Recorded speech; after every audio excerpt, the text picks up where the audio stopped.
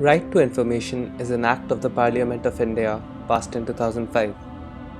Under the act, any citizen of India may request information from a public authority or any agency or institute receiving over 95% of their infrastructure funds from the government. For private colleges, the RTI will have to be addressed to the UGC or the university to which the college is affiliated. The RTI can be used to inquire about action taken against ragging complaints to colleges, the police, and also to question institutions about the lack of action taken against ragging.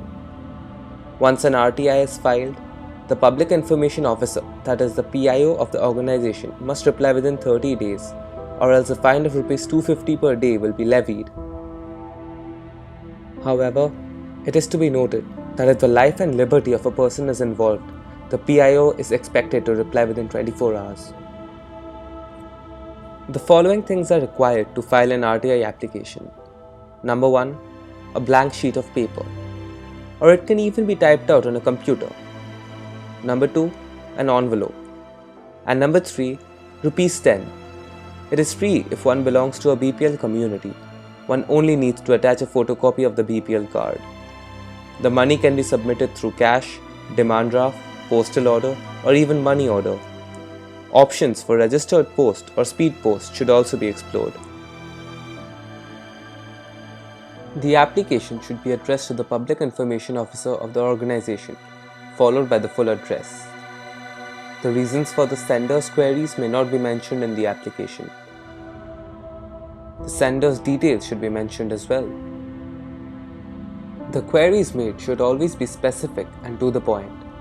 Also, one should not start their queries asking why a certain thing has or hasn't been done. Instead, it's better to form a sentence like, "Please furnish the reasons for the lack of action," and so on. Another important point to remember is that if there are multiple queries, instead of including them in the same application, it's advisable to divide them into multiple applications. This prevents organizations from ignoring one tricky query amidst multiple questions. One must also include the declaration of the payment of the initial request fee through one's preferred medium by mentioning the Indian Postal Order number, check number, etc. If payment is through Indian Postal Order or check, the respective paperwork should be attached with the application and sent via post. A faster way of filing an RTI is to do it online at www.rtionline.gov.in, where the required payment can also be done online.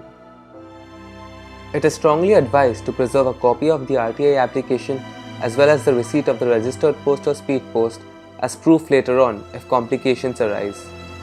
Different parties have different rules for RTIs. We should always check the rules of the concerned organization before starting out, and once we do, let us fully utilize this weapon provided to us.